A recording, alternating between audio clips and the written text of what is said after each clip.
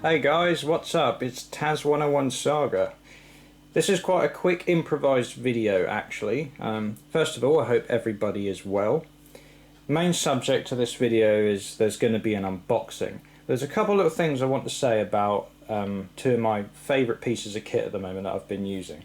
Last couple games I have used my beloved custom Thompson, but I finally managed to get the Tokyo Marui MWS out for a couple of Saturday games, which has been really fun.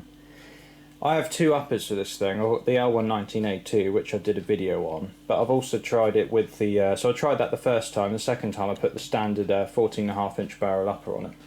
And also I've been using this, which I haven't done a video since I bought it, I think. This is the Vortex SPARC AR. Now I just wanted to do a little quick piece about this.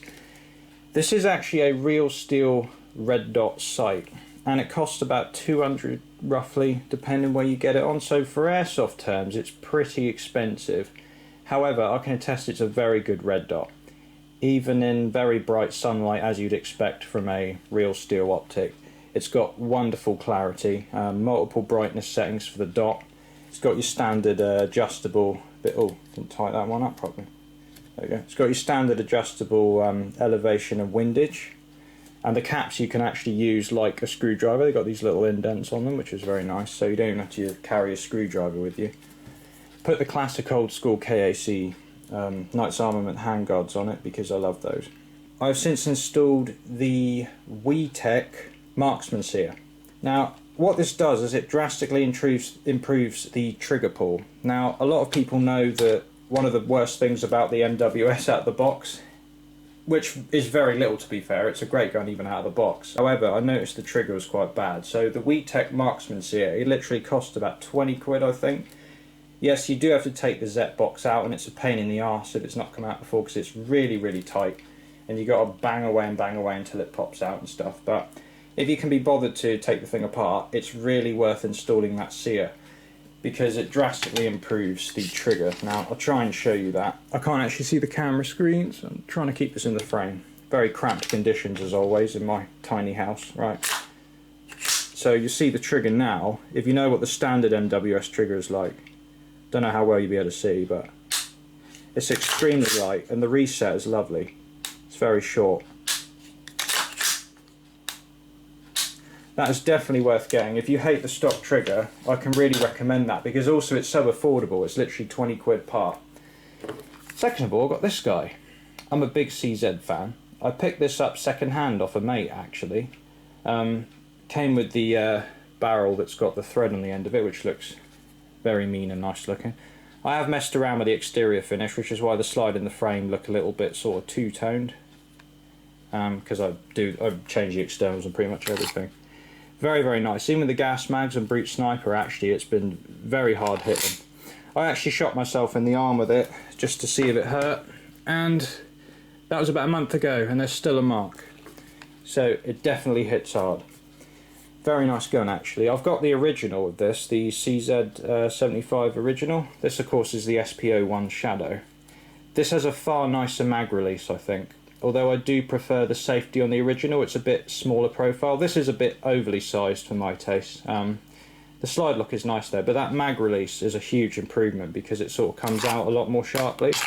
You don't really have to find it so much, or sort of, but I had to adjust my grip slightly on the original model. But this is perfect, and I've really been enjoying this gun. It's quite heavy for a pistol, but it's meaty. It'll definitely last a while, I think.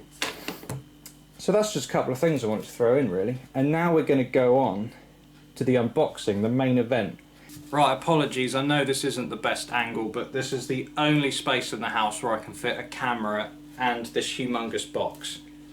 I've already opened the top because it was a lot of tape.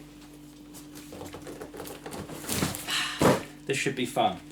Tiny backstory. This is one of my absolute favourite guns of all time. I've always wanted one. The only thing is the weight of it until I got this job about a few months ago, where I do a lot of heavy lifting. It's only since then I've actually thought, do you know what, I could actually be bothered to carry this for a game now. So I've already cut the top open, as I said. Let's have a look, shall we? I'm not sure which way I've opened this. Okay. There's a lot of cardboard.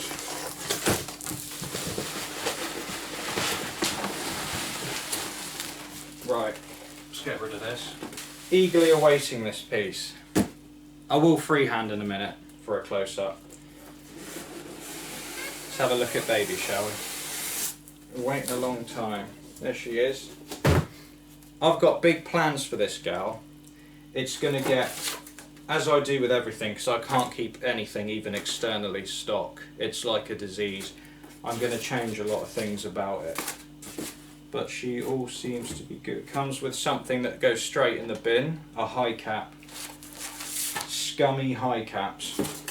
She's pretty well encased. Come on, gal. There you are. How's that for a piece of kit, eh? Yeah, I'm definitely going to take the acetone to this because she's very shiny and painted, and I don't dig that, so that's going to change. But I'm quite obsessive about altering externals on things. But before I blabber any longer, this is a classic Army Mini-Me, or M249 saw as the Yanks call it. Went for the para model. I was quite set on an RPK actually, but they are just so humongously long. This thing has a folding stock and the short para length barrel, which is only about 13 something inches. So fortunately, I do have a 1200 round auto winding box mag on the way. I'll just throw in quick that I know a lot of people that know me are like, they probably think this was a bizarre gun for me to get because I don't really buy AEGs. The only time I do buy them, the only one I actually have currently that I use is my Thompson, is if they are not viable in a gas platform. Now, unless you HPA this sucker, which I can't really imagine being my thing, it's going to have to be electric. So that's why I bought it. But I've always really wanted a support gun. It's the only sort of airsoft gun I don't have, and I've never used in my 10 years of playing, so I like to change things up a bit. Anyway, let's have a look.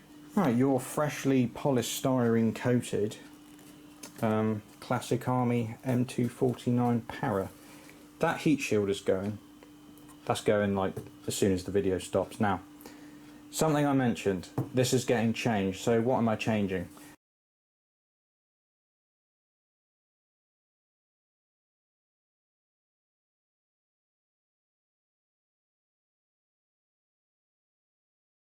I've already got a Mark 1 top cover on the way which doesn't have the rail. Now the reason I'm changing that is I'm converting this into a British service L110A1 which was recently retired, just known as the light machine gun generally in service. Also got a Mark 1 handguard coming, so this is the Mark 2. But other than that, the rest of it is pretty much bang on accurate to what would be in British service.